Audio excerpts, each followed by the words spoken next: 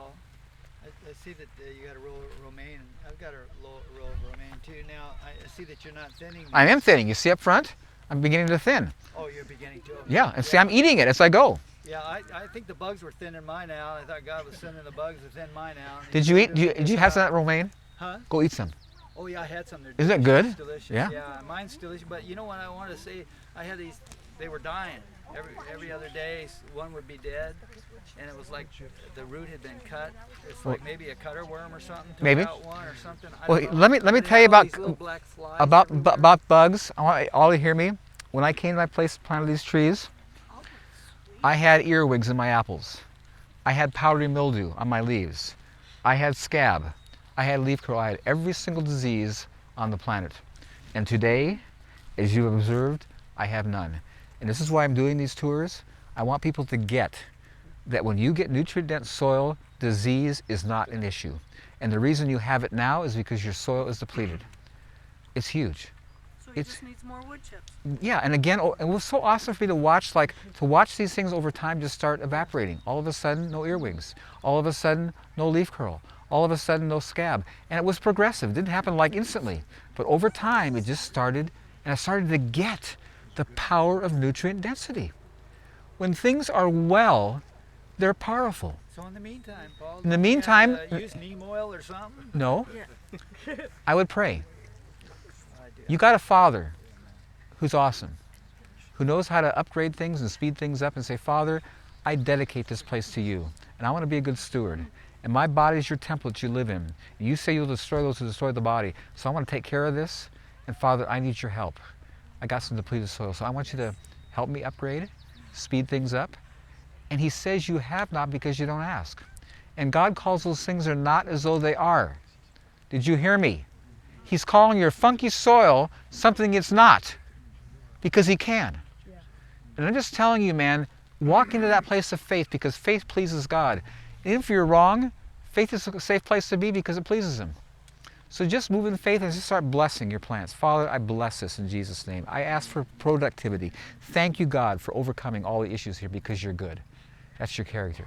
And just be in faith, and you watch things change, because it's going to happen. So it's true. I'm just being real. I'm being real. I know who he is. And this is how he acts. He's just good. And he loves it when I choose to follow his order and come under his design.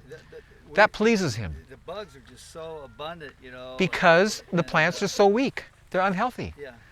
You see here, you're walking around my place. You know, I got the revelation, but The bugs are knocking it here. out because, you know, the bugs really. Let me tell you about bugs. They could be a problem. I want to tell you about They're bugs. the good guys.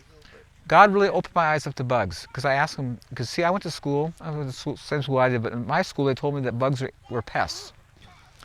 You hear me? I was told in school that bugs are pests. And so I'm trying to take in this God of love, whose essence is love, would create a pest, because it doesn't line up with character. If you're total love, you wouldn't create a pest. And so I'm asking God about these pests. He says, well, they're not pests, they're my police force. They're not pests, they're my police force. I created them to maintain healthy plants. Now track with me. You see, if unhealthy plants could grow and produce seed, that plant would eventually become extinct. They get weaker and weaker and weaker. So God brought insects on the planet to maintain only healthy plants, producing seed and maintaining healthy plants. So whenever he gives me revelation, he does the confirmation thing, because the word says in the mouth of truth he witnesses, truth is confirmed. And so I had celery growing in my garden. Now celery seed, when you plant it, the seed is like dust. They're tiny. And there's no way you can get them properly spaced. They come in too thick. So I'm taking out this incredibly beautiful celery. I'm thinking like, I'm gonna go plant my herb garden. I got room. Now in my herb garden, I never see a slug. They don't go there, ever. When I transplanted that celery that I bare rooted that was stressed, immediately the next day the place is covered with slugs eating it down. Next day, they've never been there before, and there's solid slugs eating this down. So I asked the Creator to talk to me. He always does this, just watch. He always does it to me, just watch. And so I come out the second day, and there's all stumps. All the foliage is off. And I said, you're going to tell me to keep watching? But I said, well, I said, no, just keep walking. I come back the third day, and there's no slugs. Here's what he told me. He said, when you move those plants, they put out a signal. I'm stressed, I'm dying, take me out. All the slugs heard it and cooperated. On the third day, when they overcame their transplant shock, that signal stopped and the slugs all left and all grew back. And he told me this, The celery in your garden was never touched by the slugs.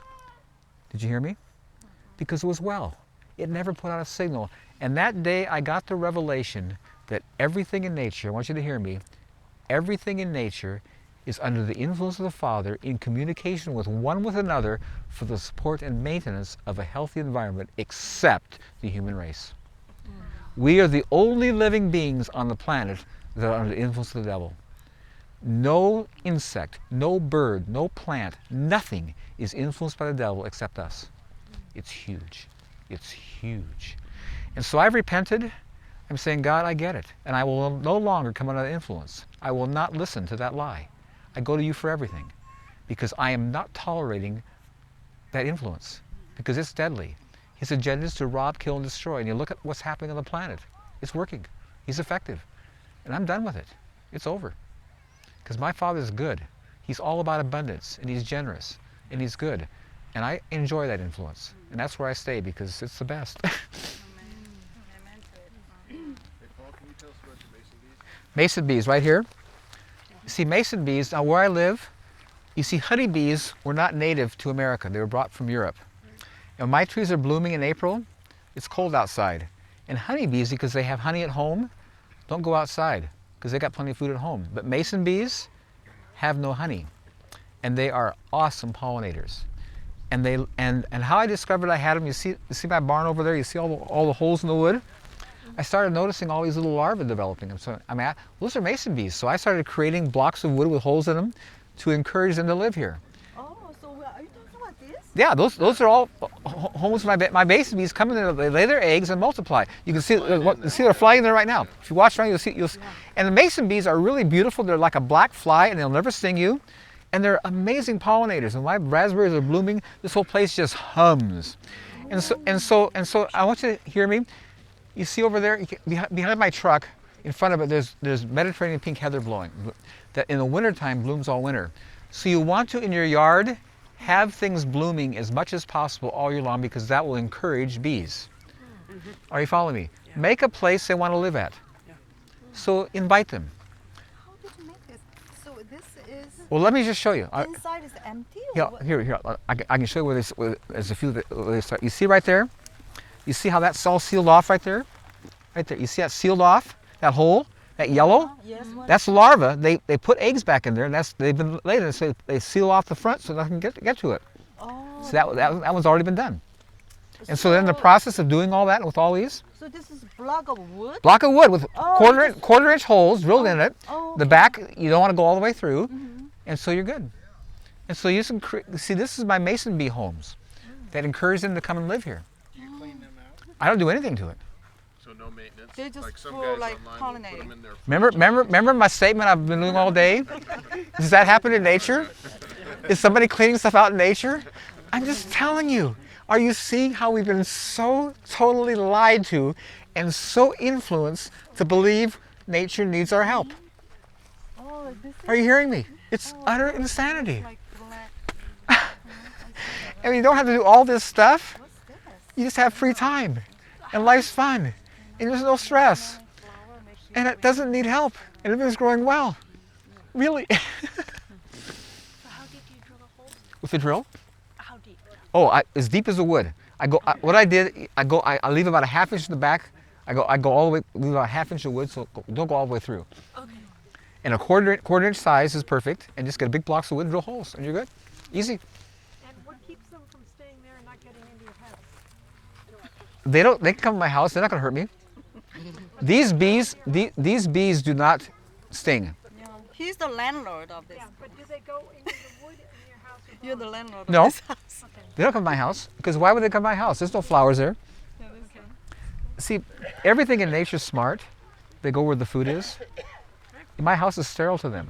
There's no food here. They're not gonna go in my house. And they're not going to drill into your house. Why would they? There's no food there. And do they actually in nature do the drilling? They don't do the drill. They Birds- find holes. You see? Birds do the drilling. Yeah. You see when I noticed that wood had the holes there, Barn, yeah. they made access of it. See, they're opportunists. They're smart. Why work if you don't have to? Sure. And it's only us to do work we don't have to. Sure. Are you getting the power of influence? It's just so scary, man. How crazy it They're is. like the crabs and the shells. at the beach. The hermit crabs grab somebody else's shell. So I have a question. I just got a load of cedar chips. Should I wait to put them on my garden? Why? I was just asking. Well, here's the question. I just got a load of cedar chips. Should I wait to put them on my garden? See, I'm taught by the liar that I have to have composted material to apply to the garden. You follow me? That's what we all think. If you notice the Creator, every fall he puts fresh needles and leaves on the ground. Every fall. Are you getting it? He's not putting it in a pile, he just lets it fall, and everything works. So unless it's happening in nature, being piled and composted, you don't need to. Just put it in the ground right now. Okay, so the tandem for the seasons. What's going to happen is you put it on top of the ground as it begins to, here's the thing, anybody get wood chips ever? Yep. And notice when you get a load of wood chips from the tree service that just did it, they're green. Yep. You come digging in a week later and all these white fungus and molds happening that were never there before. It's amazing. That wasn't imported. It wasn't put there. It just happens naturally. And see, life, God created everything to turn back to dirt. And so everything in nature is on it. Big time. It doesn't need help. And so as soon as you put it down, it begins the composting process. As water goes through it, it creates compost tea and begins to feed the soil. So the sooner you can get to the soil, the better off you are. Because as soon as it gets there, life begins to happen. Okay. And again, like I say, it needs no help.